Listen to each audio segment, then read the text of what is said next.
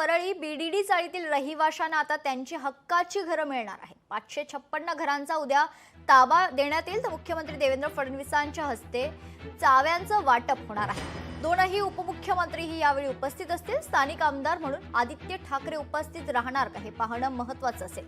एकनाथ शिंदे आणि आदित्य ठाकरे एकाच व्यासपीठावर येणार का? माटुंग्याच्या यशवंत नाट्य मंदिर या ठिकाणी चावी वाटपाचा कार्यक्रम संपन्न होणार आहे।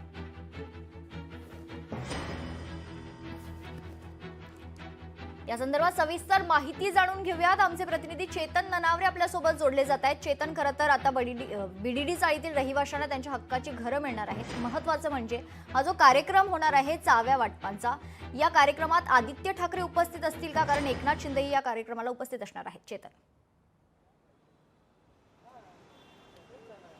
निश्चितच मेघना, कारण एकंदरीत जर आपण पाहिलं असेल 2 पुनर्विकासित जे इमारती होत्या त्यातील 556 घरांचा ताबा आहे तो उद्या तिथल्या स्थानिक रहिवाशांना दिला जाणार आहे आणि काही परवानग्या शिल्लक होत्या, त्यामुळे या इमारती तयार झाल्यानंतर सुद्धा त्यांच्या चाव्या वाटपाचा कार्यक्रम आहे तो खोळंबलेला होता आणि अखेर पाणी पुरवठा असेल किंवा वीज पुरवठा असतील या संदर्भातील परवानग्या तात्काळ सरकार दरबारी मागल्या लागल्यानंतर आता हा कार्यक्रम पार पडताना पाहायला मिळत आहे। दरम्यानच्या काळामध्ये म्हाडाकडून केलेला हा सर्वात मोठा मुंबईतला प्रकल्प असल्यामुळे त्याचा गाजावाजा करण्याचा म्हाडाचा विचार होता आणि त्यासाठी मुख्यमंत्र्यांची वेळही मागितली जात होती।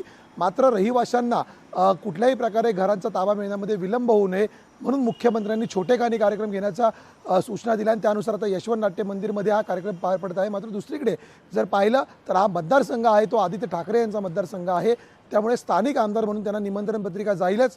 मात्र एकाच व्यासपीठावरती देवेंद्र फडणवीस, अजित पवारांसोबत एकनाथ शिंदे सुद्धा गृहनिर्माण मंत्री म्हणून या कार्यक्रमामध्ये उपस्थित राहणार आहे। त्यामुळे एकनाथ शिंदेंसोबत व्यासपीठ शेअर करायचं की नाही या संदर्भात दुमत असू शकतं आणि म्हणूनच आदित्य ठाकरे आणि एकनाथ शिंदे एका व्यासपीठावर दिसणार का हा प्रश्न आता चर्चेला आलेला आहे। निश्चित धन्यवाद चेतन, आपण दिलेल्या सविस्तर माहितीसाठी। लोकशाही मराठी ऐका, पहा, जागरूक रहा।